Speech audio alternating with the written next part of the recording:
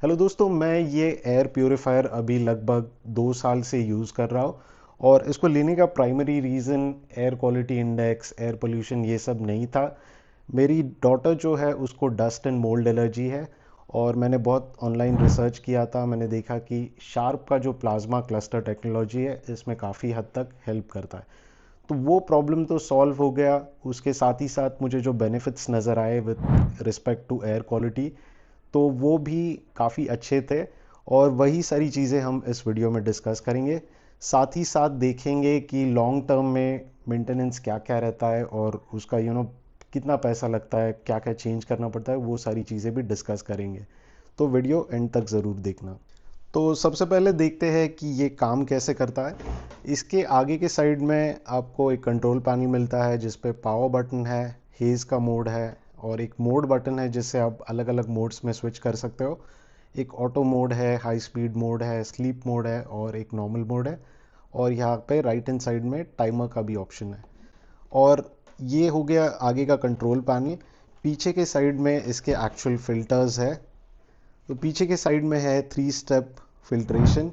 ये जो आप इस पैनल में लगा हुआ मैश देख रहे हो, इसको बोलते हैं प्री फिल्टर।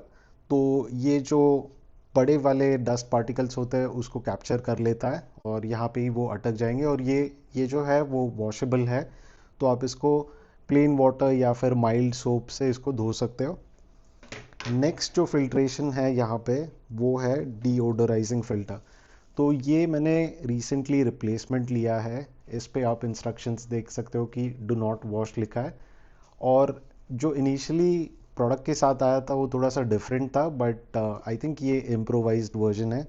रिसेंटली मैंने 2 साल बाद ये फ़िल्टर्स चेंज किए तो ये वाला मुझे मिल गया।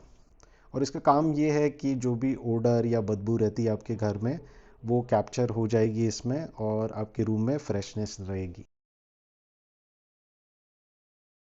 और ये जो फाइनल फ़िल्टर है ये है सबसे मेन फ़िल्टर। इसको बोलते हैं हेपा फ़िल्टर, जो ट्रैप करता है 99.97 ऑफ माइक्रोस्कोपिक पार्टिकल्स। और इसको आप धो नहीं सकते हो बेसिकली। इसको अगर क्लीन करना भी है तो you can use a vacuum cleaner on this side, या फिर इसको बाहर आपके घर के बाहर ले जाके इसको थोड़ा सा डस्ट कर सकते हो, बट इसको धोना नहीं है। और इसका जो मोड ऑफ ऑपरेशन है वो कुछ इस तरीके का होगा। जब आप इसको पावर ऑन करते हो तो आप देख सकते हो कि ये बाय डिफ़ॉल्ट ऑटो मोड में चल रहा है।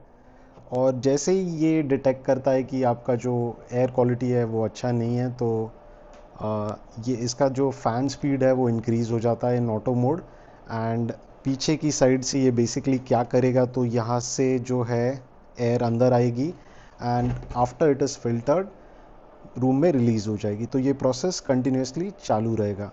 And using this mode button आप इसको अलग अलग मोड्स में स्विच कर सकते हो। अगर आप रात में सो रहे हो तो you can put it in the sleep mode. फिर एक हाई स्पीड मोड भी है जिसमें ये बहुत ही तेज़ी से ऑपरेट करने लग जाता है।